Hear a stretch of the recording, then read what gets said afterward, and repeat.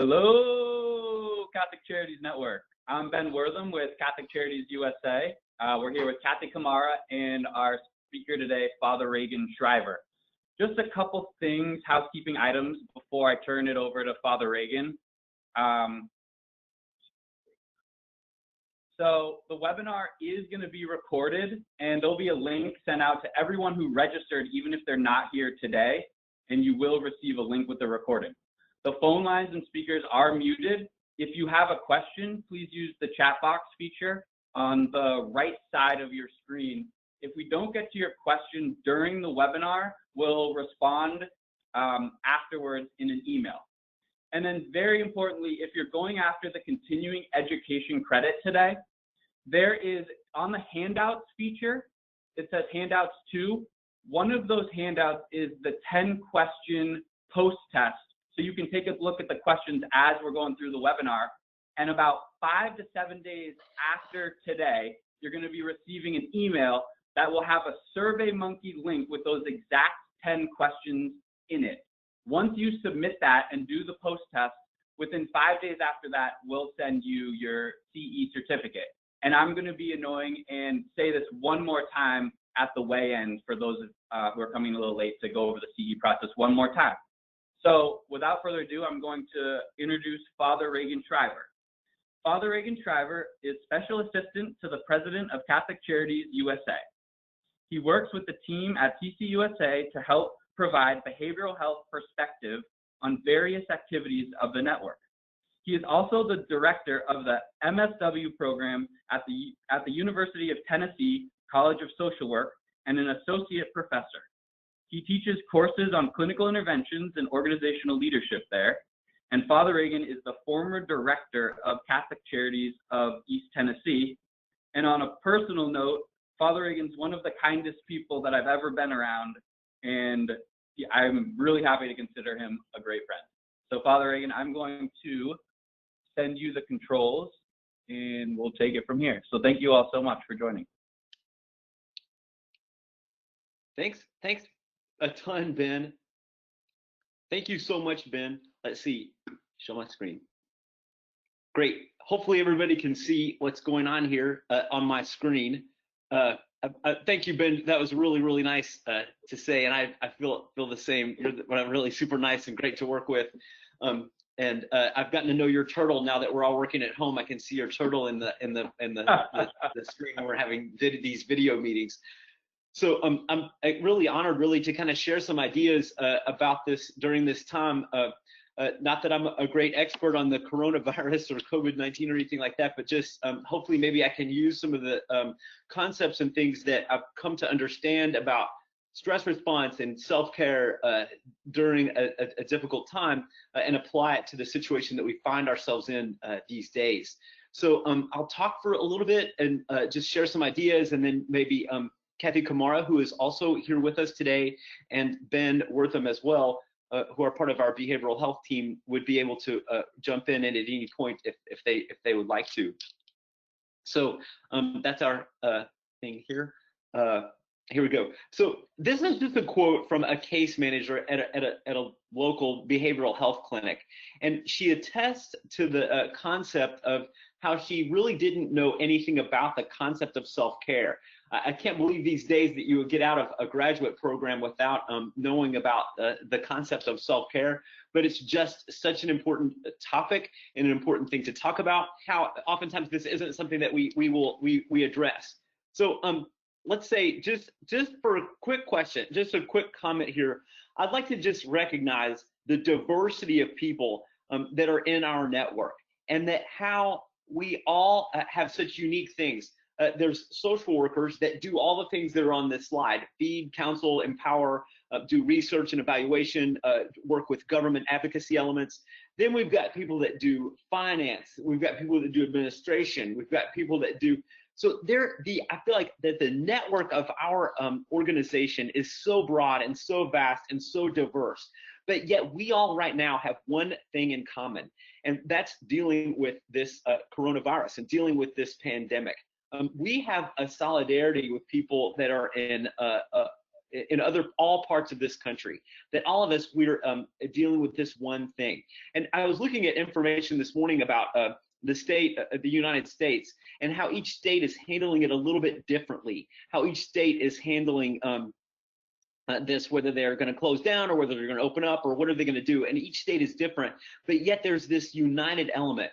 So I feel like that if we could use sort of a strength perspective, or rather than looking at just the deficit and just the difficulty that's going on, that we do have to acknowledge, but just to think about the strength that us as a network, we have one thing that unites us right now, and that's our work against this and this virus and how it's impacting people's lives. So, but really, this is just kind of a one moment in time where our network works every day with one single focus, and that's to make life better for other people. And so that's what we're doing every single day, and we feel good about that.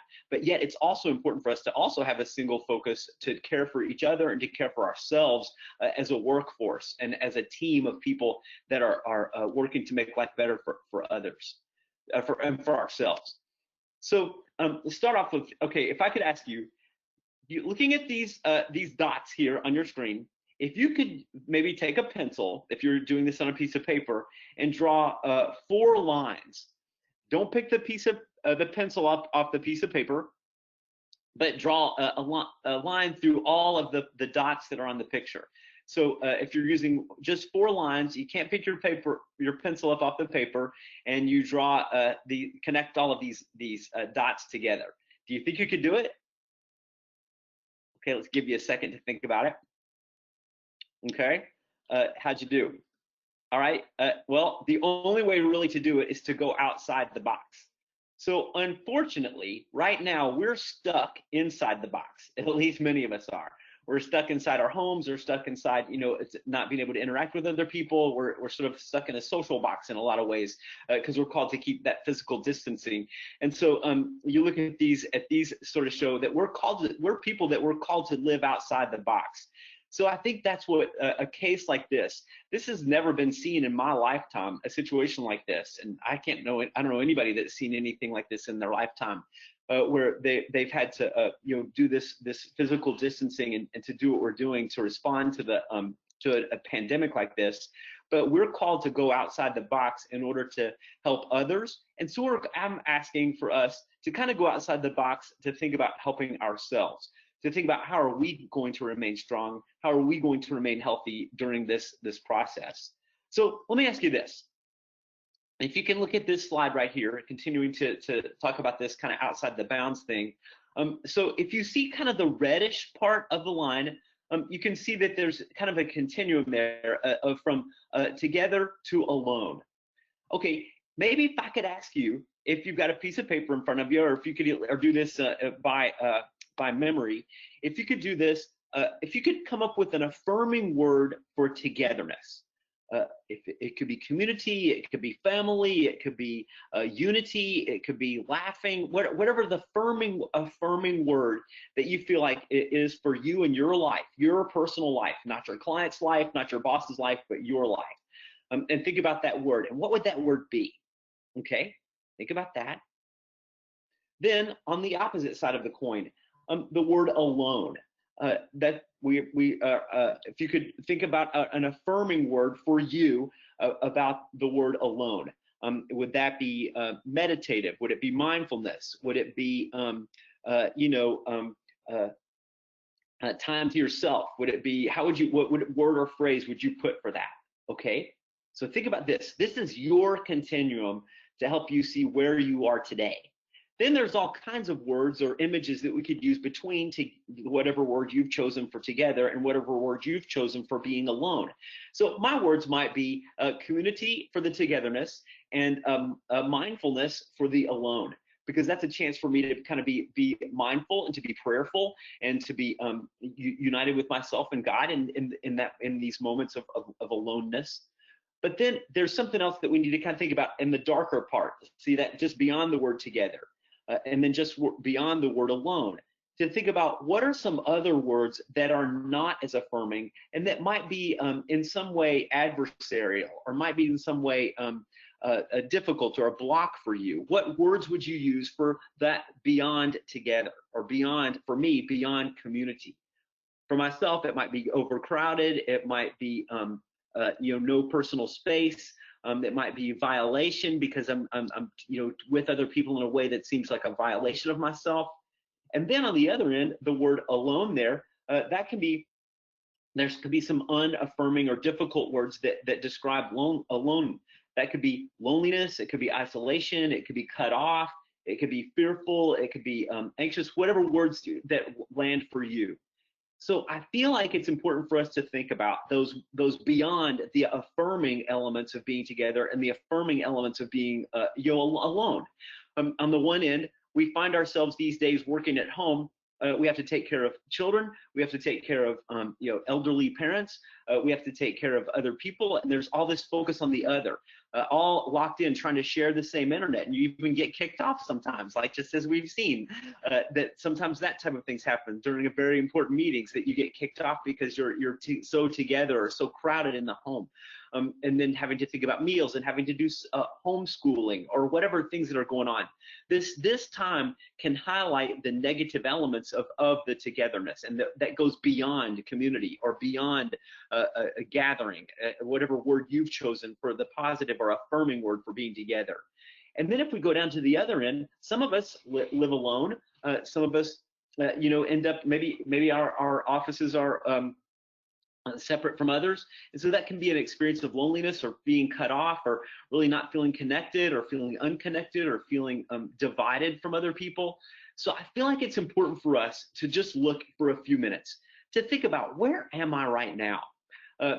For myself, much of my day is spent on Zoom meetings, in meeting and things like that. So I feel a little bit, at times I could float past the mindfulness element and kind of end up a little bit feeling lonely, because it's weird. You end a Zoom meeting and you don't have that normal kind of feeling of when you're walking out of the meeting, hey, what do you think of that? What do you think of what she said? But the meeting just ends and you're just sort of drained from the meeting, and you don't get that kind of energizing element of kind of feeling recharged again. And so it's the same thing, I think, even with some of our telehealth services or counseling that we're doing or casework that we're doing over the phone or over the internet. It can be a little bit isolating in a way. You're not in true physical presence with another person. So it can move into that darker element of the line. So I just wanted to ask you today to think about where you are, because I think that the first step of self-care isn't to do something that it's often my default is to just go to, everything will be okay. Everything's going to be just fine, and I don't need to worry. But I think that's just being Pollyanna, and that's maybe being a little bit in denial. So I think it's important for us to just recognize where we are today, and I think that's half the battle. It's just to own, I feel a lonely day. Oh gosh, I feel overwhelmed with everyone that's in my house today. I need to go out and take a walk, or I need to go be alone somewhere, or whatever it is that we need to do. Because without this kind of a concept, I think it's just important to really be able to aware of where I am, how am I feeling, what's going on with me today. Okay, so then one further thing is the concept of the word grief.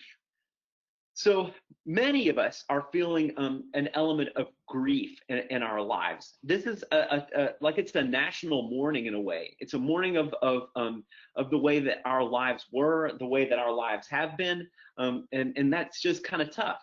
So if we think about this process of grief, we can think of it as, okay, here's life as it is. Normally, this is the life I'm used to. This is the way things I'm normally used to doing. This is the way that I live my life. Maybe, and you think about, maybe oftentimes we connect grief with the loss of a person, or a death within the family, or a relationship that's over. And so we think about that. We're used to the person being there. Our normal daily life includes that person. The things are going on, that's how it happens. That's what we do. But then we have this period where there is a loss. It can be a sudden loss. It can be a gradual loss. It can be whatever loss that is, the loss of our daily experience, the way that we've clung to, the way that we've defined, the way that we rally our life around is now different or changed or over. And so then therefore we enter into kind of what we call a liminal period, sort of an in-between time. That's the grief that we go through. Grief isn't always a sad, debilitating thing, although it often can be. It's important to reflect on that, but to think about how grief is that liminal period or that in-between time to get used to the new experience of life without the person, the aspect of life that we used to have and that now we have to let go of. So for many of us, when I walked out of the University of Tennessee, where I work in the College of Social Work there, I left that day and I felt like I could have cried because I'm not going to come back here.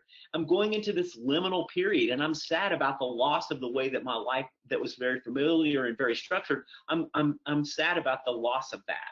So I'm walking away from that.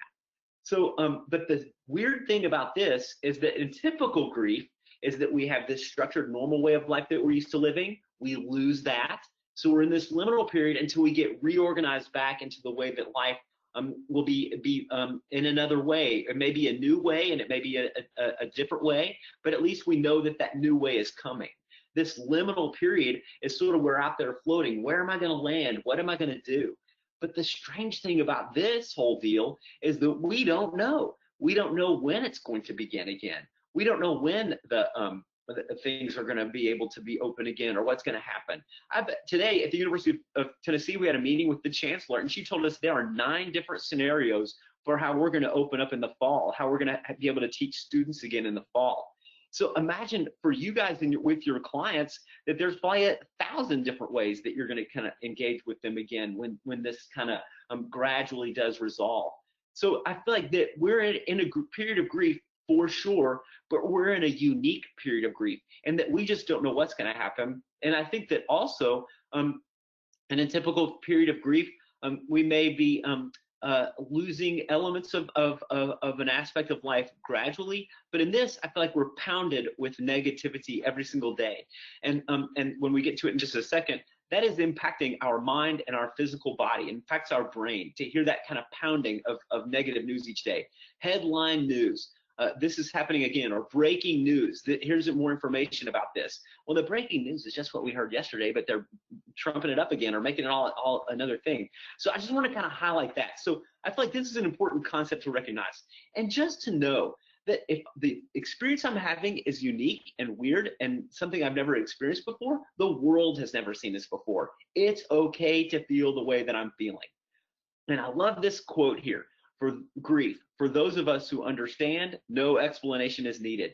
I think that every afternoon I go and check on my 91-year-old mom, make sure everything's okay over there, and make sure she's got her food and all the kind of things that she needs. And so I usually kind of take a walk around the block because she lives in a neat area and it's kind of distant from every other people. But you can just kind of look at other people. Hi, how are you? And then you kind of nod. We all know we're in this together. We are not alone. Our experience is unique. Our expression of this is unique and individual to each and every single person, but everybody, we all know. So this is the kind of grief that all of us understand, and we don't need to explain it. We can just look at each other kind of knowingly, kind of nod. And then for those of us who do not know, no description is possible. It is true. Who could have ever put into words what we're experiencing these days? So it's just important to know that we do have that community with each other on this one common thing.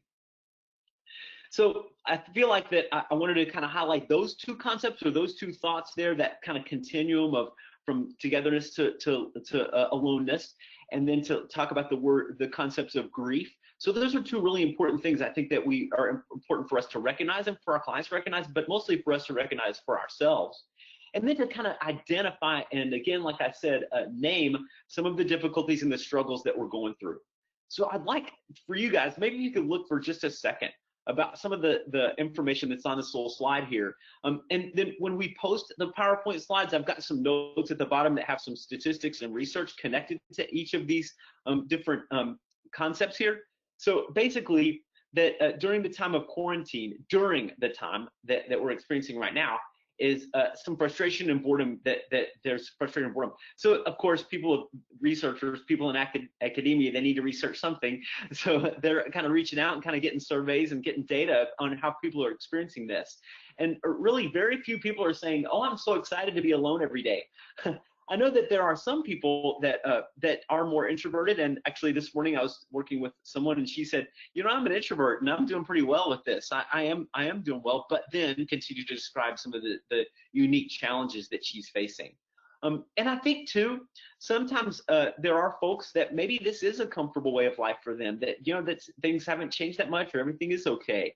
And I think sometimes people feel a bit bad about that. But it's okay to feel whatever you're feeling. Whatever feeling you have during this time is yours, and you should be able to acknowledge it and embrace it and kind of walk through it as best you can. There's just no reason to be able to feel bad for the feeling that you're feeling. It is the feeling you're having. What are you going to do to walk through it today? I think something else that we need to think about is those that have maybe been exposed to the virus, or those that have had the virus. I'm hearing some stories about folks who are experiencing anxiety and depression upon physical recovery. We talk about the concept of behavioral health and integrated healthcare. That's what Kathy and Ben lead that department for us. And so that's something important for us to recognize, that we don't know that many of the people that have experienced this virus, maybe you have some in your family or maybe you yourself, but it can be a period of isolation for them, of course, because they're expected to quarantine. And then it's almost like I'm thinking about, like in the Bible, you know, when those oh, just one second. Of course, you would know that the Comcast guy is here to help out. So my friend is going to help me out. So so the deal is that as I was saying, I'm so sorry about this. You guys have to make sure you get everything set up. Hey. Anyway, so I was saying the thing about how important it is to recognize the deal about how if someone is recovering from something, that there can be sort of a behavioral health issue, or it could be a really important, I'm so sorry. I'm so sorry. So the deal is that if you've recovered from an illness, oftentimes you can feel like you're in this, like in the scripture, it talks about people that had leprosy and they have to yell unclean or something. Think how that does to a person who may be experiencing this difficulty in themselves, and what that might be going for them. And I think that's important just for us to reflect on and to kind of think on for themselves. Then the second kind of question here is the issue of inadequate supplies and access to regular support services. So this is something that's really impacted the healthcare system, and the whole question of inadequate supplies. And now what people are doing, so many people are pitching in to make those masks and to do the things that they need to do to try to care for others by doing that type of thing. Then this insufficient information thing is an important element too. Today, I was on a meeting with a very intelligent person, and he had like 3 or 4 different theories that had come to him that were just sounded kind of preposterous, but he believed it full on. I think it's important just to kind of not maybe sometimes take a break from the news and not totally engage with that stuff, and to be able to think, well, I don't need to listen to this, and I can just do on my own for a little bit. And just live with the insufficient information, because you don't want to go on base our opinions and stuff on what's wrong. Then the whole question of how long is this going to go, what's going to happen, that's important kind of thing that I was talking about, the issue of grief, and then your own fears about becoming infected or infecting others. And then this worry that social media escalates anxiety in a lot of ways that traditional media does more than traditional media. So I feel like those are just things to kind of think about. And then the whole deal about a lack of control. I feel like that many times if we're in control, and I think many of us are probably folks that really prefer to be that kind of in control of things, or appear to be taking a significant role in leading people's lives and leading people's plans and stuff. And so oftentimes here we're completely out of control, and that can end up fueling stress as well. And then some things to think about as stressors following the quarantine: the whole economic stress, the stigma from others that I was kind of talking about, that kind of leprosy sort of thing. And then how do we engage back into one's normal life? Here we've been for a month or more living life in one aspect, and then how do we then begin to engage in a more typical routine? And then is that going to be gradual? I think there's going to be this tendency to want to just jump right back in the way that we were. And then we might end up kind of feeling strange about that, or feeling awkward about that, but because we're trying to reacclimate in a way.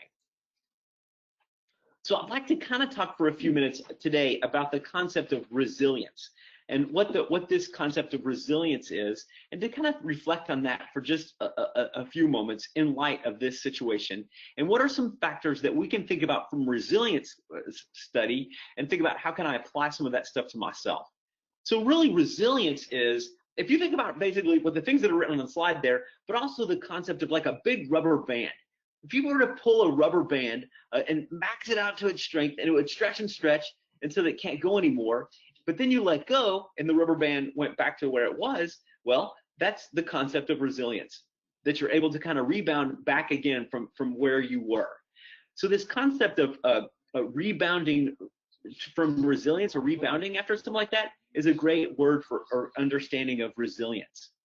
So one thing where that analogy sort of limps is that I hope, and that we all hope, that the concept of resilience isn't just I go back to the way that I was, I recover, therefore everything's as it was before, but I'm changed in some way, that I feel like my life is a little bit more positive, or I have some skills that I didn't have before, or I realized something in myself that I didn't know that I had. Like for myself, you know, I'm a big extrovert and I like being with people, and I love it. So I feel like I've discovered some things about myself, you know, during this time. I feel like I've discovered some things about my mom, you know, kind of connecting with her. So that's a resilience thing. I feel like I'm being stretched, but I hope that when we move beyond this, that I'm going to have a couple of things in my heart that I didn't have before. And that's going to be a little bit of a benefit for me. And hopefully you all can reflect on those things. What are the things that are happening to you now that are going to help you to be able to be that stronger person down the road? That's important to think about in the concept of resilience. Here's some factors that we consider with resilience: the connection, activity, mindfulness, altruism, and then continuous learning. So let's talk a little bit about some of these terms. So connection. Now, this is something that, wait a minute, you're showing a picture of two people holding hands and you're saying all that stuff when we're supposed to be socially distancing? Well, I've heard this said over and over, and I'm sure you have too, the concept that we keep using the phrase social distancing, but that's not really what we're called to do. We're called to do physical distancing.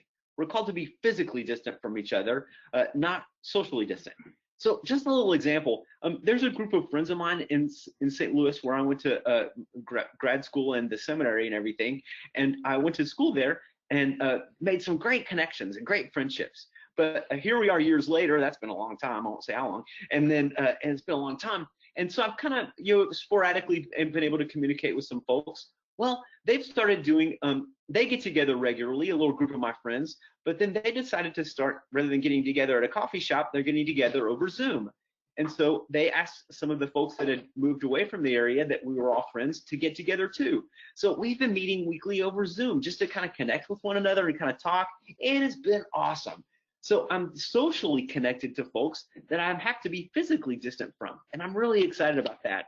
And so maybe that's just a little witness for you, that connection still is an ingredient in the whole thing that we're trying to cook together of resilience. So let's not forget to be connected to one another in some way or another.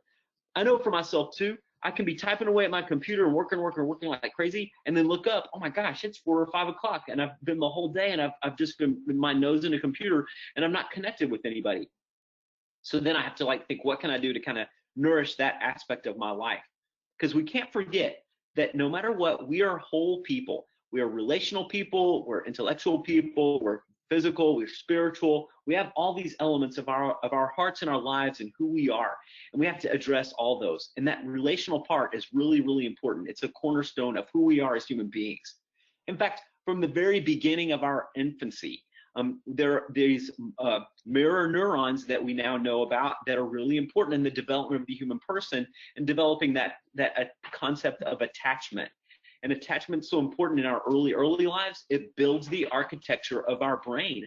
And so if we know how important that is for an early infant, it's just as important for us as adults and growing adults that we need to think about how are we connecting with others and how is that impacting us if we don't have that in our lives. So just an encouragement to do some sort of social connection, even if you have to do some physical distancing. Here's another thing. Here they're told, stay inside, don't do that, don't go with people, all that kind of stuff. the gyms are closed and all that kind of thing. Well, I can't go to the gym. It's a good excuse not to go to the gym. I can stay home and watch Netflix or whatever. But I think really the deal about resiliency is going to ask us or require of us to have some element of physical activity. Physical activity is really important in our lives. Whether we're just popping in a video on YouTube of somebody doing exercise and we do it along with them rather than just sitting watching it, and to think about what we can do to kind of get ourselves moving a little bit. So I been working here at the kitchen table kind of thing. And so in the morning, I go out and take a walk around the block and then come back and sit down. Because you think about it, we're not doing our normal walking stuff. We're not walking to the office. We're not walking, from the car to the parking thing or whatever. So we're not getting those steps in. So what can we do to kind of just create little false ways for us to pretend that we're commuting or pretend that we're walking from here and there, whatever it is that we can try to increase a little bit of our physical activity. That's going to be helpful to us. Again, science guides us in this, that when we're a little bit active, even if it's just a walk around the block for a few, 5, 10, 20 minutes, we're increasing the level of neurotransmitters that go through our body that create a sense of well-being. That's just a bodily process, and that happens to us. So if we're not as physically active as we normally are, then there might be an experience of feeling of moments of depression or moments of anxiety, because that typical release of the norepinephrine through our body isn't there. That's an important element. So how can we get that in? Doing some yoga in your room, watching a thing on your a video on your television or the YouTube or whatever, to kind of get your heart rate up just a little bit. Really important. Then here's another thing, is to just, we've been given a time here, and I hate to say this because I feel like some people have said, I've heard people say, oh, God is giving this to the world. God doesn't do this. God doesn't act like this. I mean, like, this is something that's a part of the biological world that God has created. Yes, God can take a very horrible negative thing and turn it into something positive because we've invited that into our lives. So maybe we need to invite that spiritual element of ourselves into our lives, to invite that in. But I think to say, oh, God's giving me this time to really reflect on myself, or God's doing this to the world or something, that just isn't how that works. That there's a biological thing that's happening in the world. And it's very negative and harmful to many people, and it's difficult for us emotionally. But then that's where we call upon God to walk with us. There's that question that people said, where was God during the Holocaust? And the best answer I ever heard was, he was crying with the grieving people. He was there holding hands with the struggling folks and helping them know that they weren't alone. That's us. And so this time of being alone can be taking a time that's a negative, terrible thing and turning it into a time to recognize that God is here with me, and that I'm not alone, and that I am able to kind of be with God in a unique way. Maybe take time. Maybe I'm trying a different food or something, but rather than just kind of letting the food, eat my food and then run off to the next meeting thing, but how can I savor that? How can I taste the food in a way that I've never tasted it before? How can I really sit on my front porch, or sit on the corner of my street or something, and see something I've never noticed before? This could be a thing that we're taking an adversity and turning it into something that could lead to resilience, to be able to reflect on what's happening to me right now. How am I different than I was a month ago? What have I discovered in myself that I didn't know about a month ago? That's the benefit of this type of time. So maybe we need to do that. It's one of the key factors in resilience studies, is the deal about taking notice with each other. So I'd just like to encourage that. Okay. Okay. Then here's another thing. I know there's all kinds of opportunities every day. You guys are doing good stuff for people in your work. Your case managers, your counselors, your social workers, your supervisors. You're leading people in different ways to make their lives better. And so here I'm saying we're all about self-care. Well, you know what? That is a self-care element. But the thing is, if our resiliency package is all on this one alone, then it's a little bit of a lopsided package. So we really do need to think about savoring the moment, exercising, doing those things that I've just been talking about to make a full package of resilience. That's really important. So maybe we could think about, hey, calling somebody. Hey, how are you doing today? I just was thinking about you. I know you live alone, or I know you're stressed out because your kids are at home and you're having to do homeschool and things like that. I've got a friend that actually, she's working and she's homeschooling and she's managing the house, and her husband's a medical provider, and he can't come in the house because he's been exposed, and so he has to stay somewhere else. So she's managing all this by herself. Well, she was taking a trip somewhere, going to pick up the groceries or something like that, and she had her mask on, as we're called to do. Well, so she's driving along and has her coffee cup, and she takes a coffee cup drink, with the mask on, and spills coffee all over herself and kind of burns herself, and so it was a terrible situation. So she's a friend that needs a phone call, and so I just try to keep up with her, give her a little bit of a phone call, and just say, hey, how you doing? I just want to thank you for being my friend, something like that. So I think that's another example to think about how much is going on, whether we're on that continuum of I'm overexposed to people and got too much going on, or I'm underexposed and feeling a negative category of loneliness. Us folks who find ourselves in the middle sometimes, maybe when we find ourselves in that middle area, we can give someone a phone call knowing that they might have a difficult time. And that's just something that we can feel good about and feel like we've had a part in. Here is a great thing to think about keeping learning. Here I picked these picture of paintbrushes. So my mom is 91, and she's an artist. I mean, she's painted a zillion paintings and had an art gallery and all kinds of stuff that she's been involved in. Well, over the past 8 years or so, she's had arthritis in her hands, so she's not been painting. Well, here she's stuck at home alone, and she can't people aren't coming over, and the grandkids aren't coming over, and all that kind of stuff. So she's taken up her painting again, and she's kind of relearning it in a new way. The concept of having that arthritis is making her paint a little bit differently, and to maybe paint things are different. She's set a challenge for herself. I'm so proud of her for that, to set that challenge. Is there a challenge that maybe something that you've always wanted to do that you're able to have some time to do, or to take some time to do? Or maybe you're just so overworked because you're on telehealth meetings all day long, or you're in Zoom meetings or whatever all day, and you're just so occupied with that. Try to carve out some time to figure out what's a new way to learn. What's a different way that I can do something new? Maybe just learning Zoom has been a new skill for you, or learning GoToMeeting has been a new skill for you. That could be really an important thing. Okay. So maybe if in the chat box, maybe you could think about share a story you could, or share something that you've seen in resilience, and maybe we could read those together. Or maybe those at the end, we're gonna have a little bit of time for questioning, but we could share those. We can cut and paste those out and share those with you guys. So if there is something that during this stay-at-home order or whatever that you've had an experience that you feel like you've seen resilience in action, that maybe you could share it with each other, or share it with us, and we'll try to share that with you guys. That might be an idea. So let's talk for just a second real quickly. Those were the resiliency factors that are so important for us. Let's think for just a second and just acknowledge what's going on, that this is stress. This is an anxiety, stress-reducing experience. So we think about stress in our lives as being, it can be positive, it can be negative, and we'll look at that in just a second. But really, it's an external factor that's coming in. It could be anything. It could be a work-related thing, it could be a family-related thing, it could be a nature-related thing.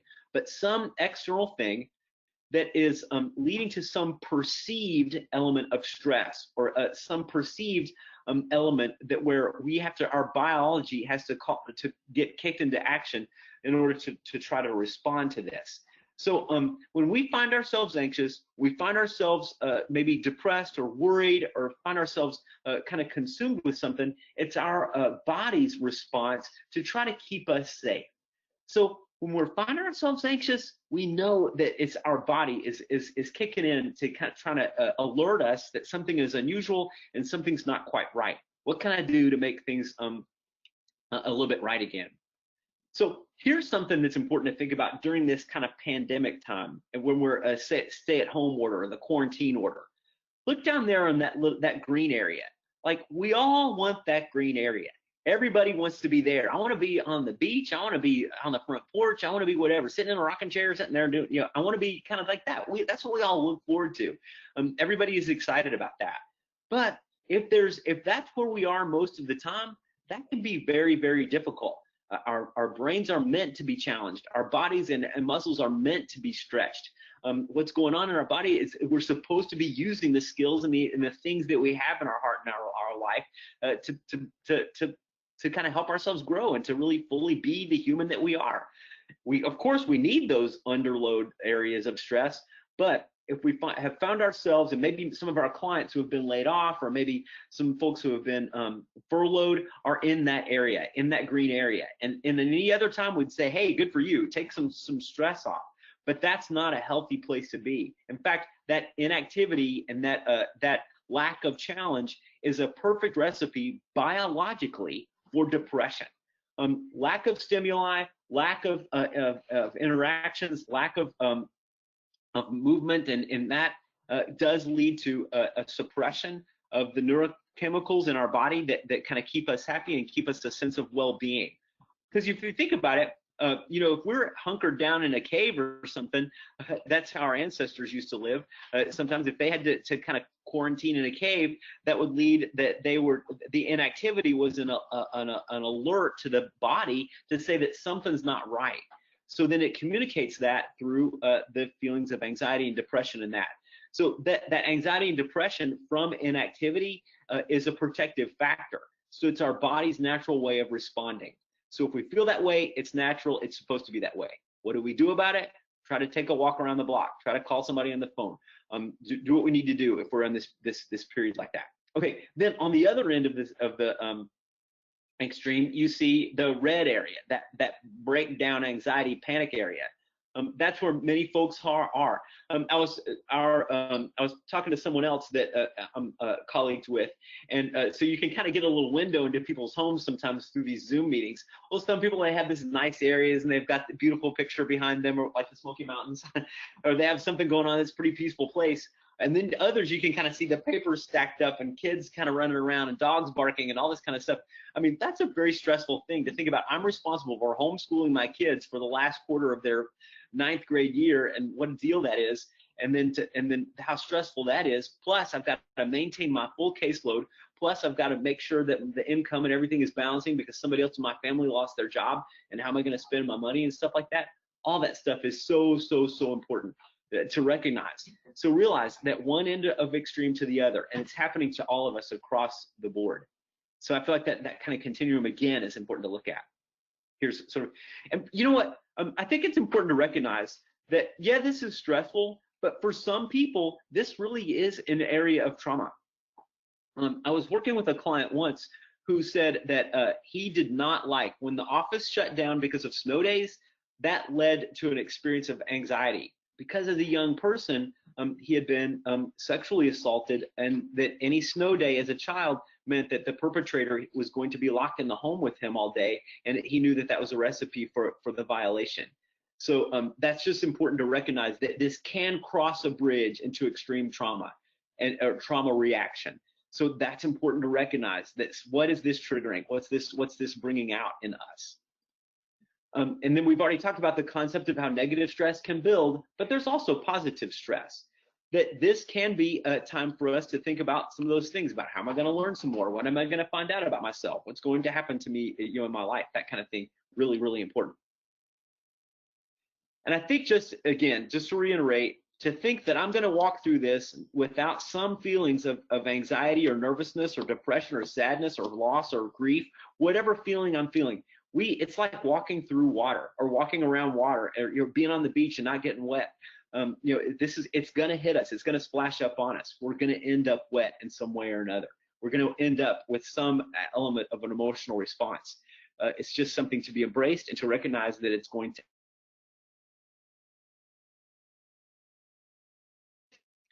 Then something else to kind of think about in relationship to all.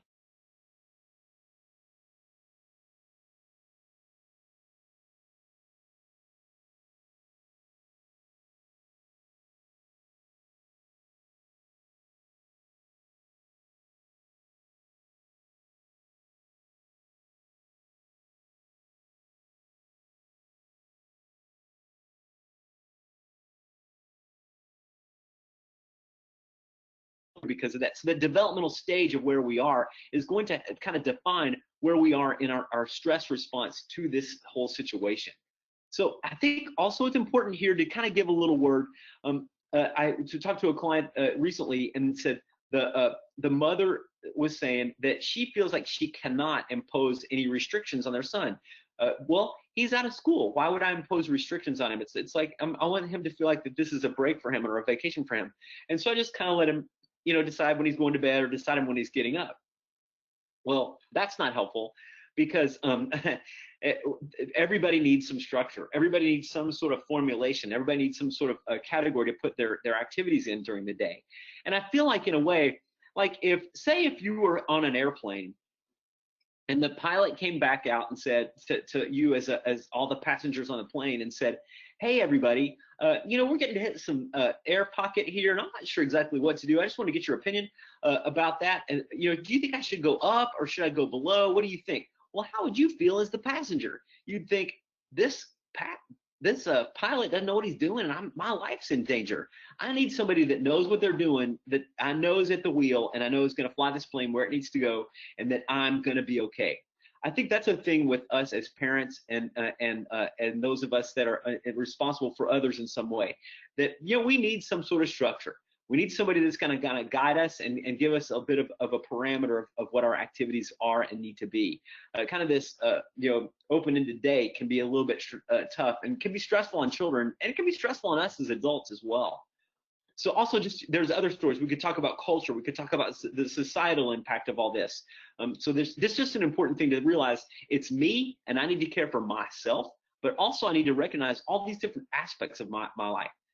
Cultural thing, I've got a very good friend of mine that work is gonna make him happy, and like work is really important.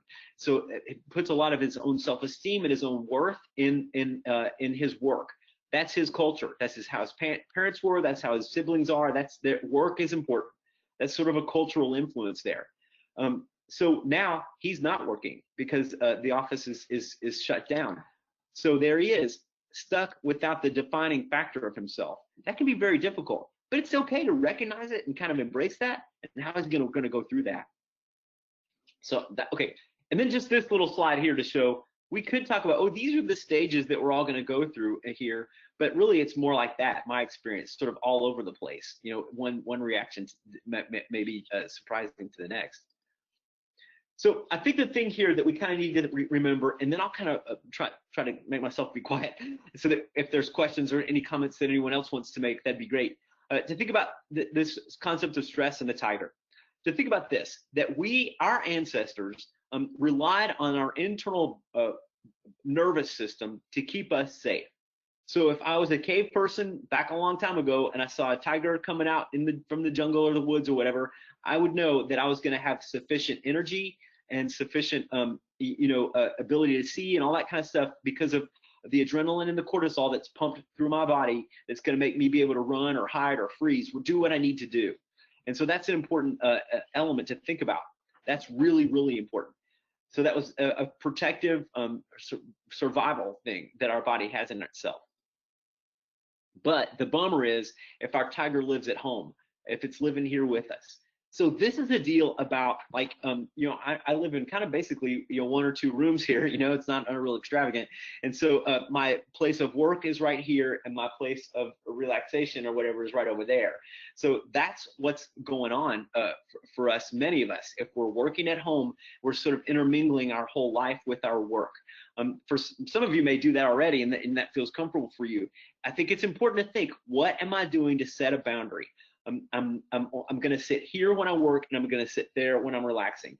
I'm going to go to that room when I'm working. I'm going to go to that room if that's possible. Whatever you can do to try to set some sort of a boundary between the two things, that's going to make a clear biological difference for yourself, because then you recognize the tiger isn't in your home. You don't have to get amped up and get into work mode when you're sitting and watching TV at night or whatever. Just that's a little bit of a concept. So let me just say one thing here about the brain. I think I want to say that when we get into stress mode, that all comes from that kind of green part and the yellow part of the brain that you see in the picture there. A lot of our stress response is in there, and it's there to keep us safe from those tigers or keep us safe from some sort of danger. So that's old part of the brain. That's our most ancient ancestors had that part of the brain.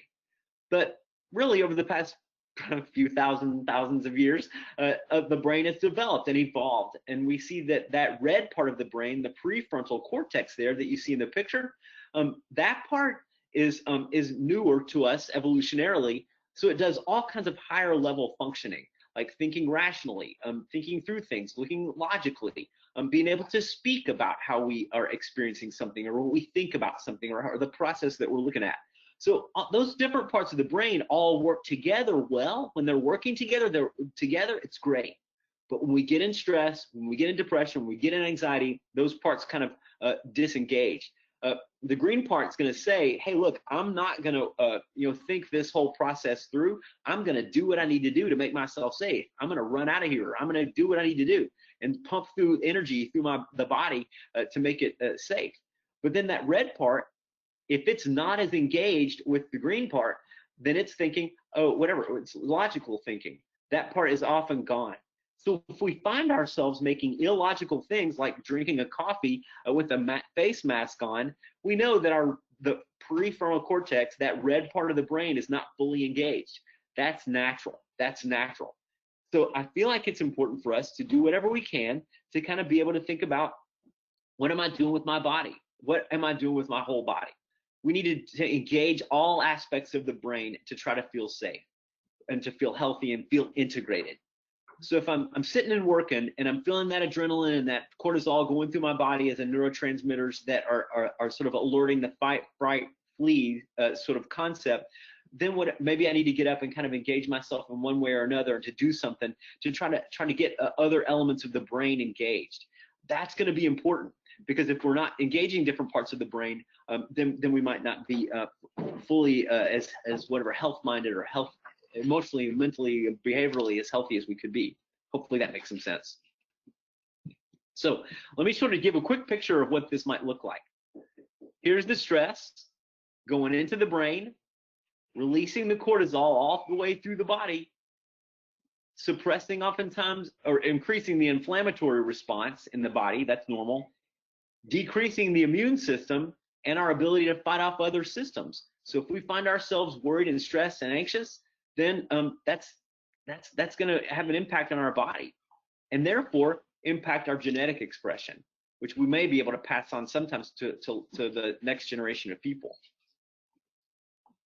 Okay, so rather than going through all of this, I'm going to say there's a story of hope here, and that's this guy Phineas Gage, and then I'll wrap up with this. So if you can see this guy in the picture here, back in 1848. He was working on a railroad, and he ended up hammering a tamping rod to make dynamite spot for a rock to blow up. They were making railroad path go through. Well, the tamping rod hit some gunpowder and jolted through the guy's brain, and you can see where it went through. But he was able to get right back up, and then was able to go on and live his life. He was ended up being a stagecoach driver, amazingly. So to be able to do that was amazing. So think about this. This time for us is stressful. It's difficult. Sometimes it feels like a tamping rod's run through our brain. But maybe someday we too can be a stagecoach driver, in quotes. Maybe we can also be, kind of learn from this time period and come back and be resilient and bounce back. So hopefully you can use some of these ideas or concepts or thoughts as something that you can kind of help a little bit with your own growth and development during this time. So of course I've spoke with now all the way up to 3 minutes left. Is there any question or anything that anyone would like to say? You can write it in the chat box, and then we could maybe respond to any of the questions that are there.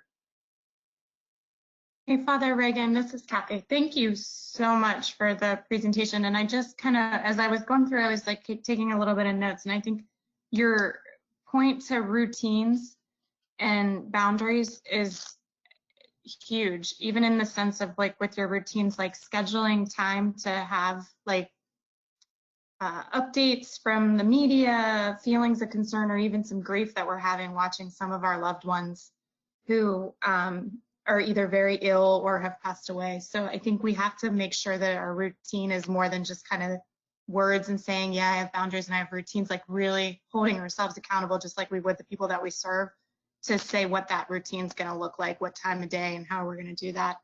And the boundaries around, you know, some of us are in small spaces, so how are you going to disconnect from work and then go take care of your family and vice versa, or all your other responsibilities, making sure there's like a clear delineation between when one stops and one starts through the day. So I appreciate this presentation and all of the input, but those are two things that I definitely took away from that. Thank you. Thank you, Kathy. Thanks for highlighting that. And this is Ben. We have 2 minutes. I just wanted to quickly go over the CEC process for those of you who want a continuing education credit for this webinar. So in the handout section, actually, there's the 10 post-test questions. So you can take a look at them now. There's also attached the PDF slides. So you have those already attached here. For everybody who registered, all of you in the webinar and everyone who didn't make it in, every person will get an automatic email in the next week that's going to have 3 links in it. The first link's going to have the YouTube recording of this. The second will be another copy of the PDF slides. And the third link, and most importantly for those of you who want a continuing education credit, there will be a SurveyMonkey link. You're going to have to click into it, and it'll be a 10-question evaluation that you have to fill out. And then the 10 questions that we have there on the handout feature, those 10 questions in that exact form will be there for you to fill out and submit. And we're going to try in about a week's time after you submit to get you your continuing education certificate. So I hope that helps. And everybody, whether they made it in or not, will receive a copy of those 3 links in an automatic email that will be generated to you guys. And if you have any other questions, please reach out to Kathy Kamara, Ben Wortham, or Father Reagan. And we super appreciate it. And thank you so much, Father Reagan.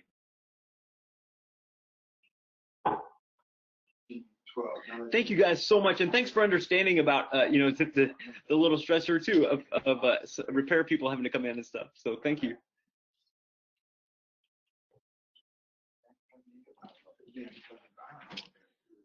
Anything else?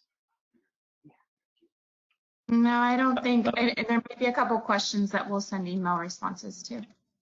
Okay, great. All right. Okay, so I guess we'll sign off. Yep. Thank you, Catholic Charities Network. Hopefully we can meet all of you soon. Thank you. Be well. Thank you all so much. Thanks, Kathy and Ben, and thanks everybody for attending.